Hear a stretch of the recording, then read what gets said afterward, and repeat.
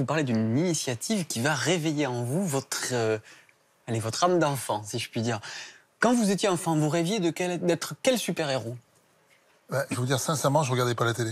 Interdit. Ah ouais, je comprends. Mais sérieusement. Hein. Moi, j'avais droit à Spider-Man. Moi, j'adorais Spider-Man. Je voyais parce pas que, bon, il était assez agile. Bon, il avait pas trop musclé comme moi, donc je me dis que ça pouvait passer. Brigitte, c'était Wonder Woman, mais elle l'est déjà. Hein, elle tourne sur elle-même, elle a un diadème, un lasso, et elle est formidable. Oui. Donc, voilà. Non, mais c'est vrai que, parce qu'on est impressionné par leur altruisme, par leur force, par leur générosité. C'était le général de Gaulle, moi. Ah, super-héros. Avec une cape, alors. C'est vrai, c'est lui qui m'a... J'ai toujours retenu son nom.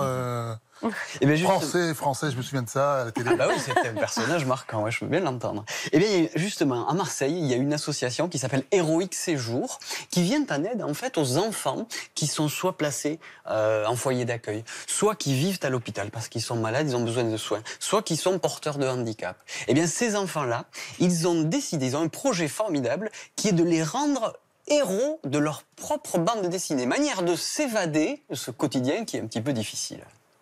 Alors, cette association, eh bien, elle a un projet que je trouve formidable. Ça s'appelle « Moi, le héros ». En fait, l'idée, c'est de pouvoir créer un espèce de roman photo. Vous savez, il y en avait quand on était petit, des romans photos, mais comme une BD, avec des photos, où on va mettre les enfants à l'intérieur d'images fantastiques, et c'est eux les héros. Alors, ils vont faire tout un tas d'ateliers. Premier atelier, c'est on travaille sur les contes. Hein, l'écriture de contes. Comment ça marche, le principe d'un conte était une fois. Après, ils vont travailler de l'écriture. C'est-à-dire qu'ils vont établir leur propre histoire. Ils vont inventer leur scénario. Donc, une écriture de scénario. Après, il va y avoir tout un système, je vous montre des images, d'ateliers photos. Hein, ces enfants, on va les déguiser, on va les habiller et on va les mettre sur ce principe de fond vert. Hein, ça permet de faire des trucages. Voilà, ça permet de faire des trucages. On connaît ça à la télévision depuis le début des années 80. Et on va pouvoir incruster ces enfants, regardez. C'est magique, là ils sont à New York avec Spider-Man et regardez, on retrouve nos enfants ici. Hein. Alors regardez, là j'ai un autre exemple avec ce petit gamin Bob qui est habillé en Thor, hein, le héros mythologique. Regardez là, tatan. Il se retrouve avec ses héros favoris, c'est fantastique. C'est génial.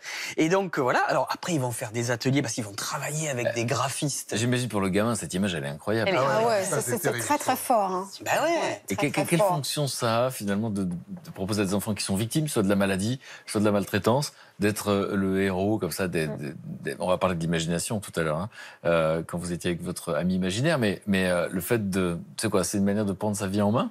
Déjà, il y a l'aspect narratif qui permet de faire sortir toutes les charges émotionnelles et tout ce qui a pu être foulé. Donc ça permet à l'enfant de pouvoir exprimer ce qu'il n'a pas pu dire, d'exprimer par la narration, par le conte, par l'imaginaire. C'est plus facile pour un enfant.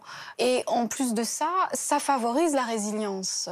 Le fait de pouvoir donner vie à l'imaginaire, à la dimension créative, ça permet à une certaine énergie psychique de pouvoir se remettre en route, de s'exprimer, de circuler et d'élaborer aussi une projection. En stimulant cet imaginaire, l'enfant va pouvoir aussi imaginer qui il aura envie d'être quand il sera plus grand. C'est marrant parce que là, c'est la psy qui le dit. Moi, quand j'ai eu les personnes qui s'en occupent et qui sont au contact de ces enfants, c'est exactement ce qu'ils me disent. Et puis, ça répond à un vrai besoin qu'on peut avoir quand même à cet âge-là et qui peut être un peu mis en sourdine par la difficulté de la situation que l'on vit, c'est le besoin de jouer, de s'amuser, de s'éclater, de créer, de vivre, quoi, tout simplement. Alors, je finis. Donc là, ils ont les ateliers d'écriture parce qu'ils travaillent avec des graphistes. Vous voyez, regardez cette petite fille. Alors, on y est, là. Elle est dans sa scène, dans sa situation. Regarde, Poulette. Ça va être génial d'avoir ça sur son mur et de se voir dans Ouais.